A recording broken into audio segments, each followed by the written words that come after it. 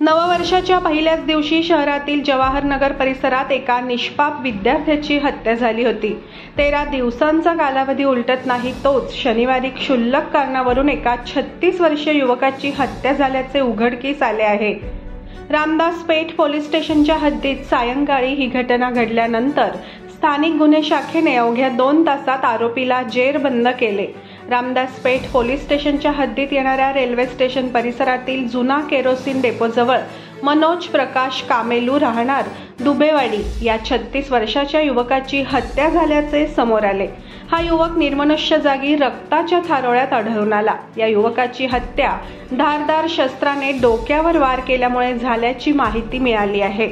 हा युवक त्याच्या 2 मित्रांसोबत दारू पित होता। यावेळी निर्माण झालेल्या वादातून ही हत्या झाल्याचे बोलले जात असले तरी या हत्येला पूर्व वैमनस्याची किनार असल्याची माहिती आहे।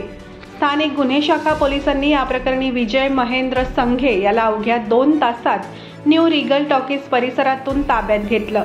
या प्रकरणी रामदास पेठ पोलीस ठाण्यात गुन्हा दाखल करण्यात आला आहे।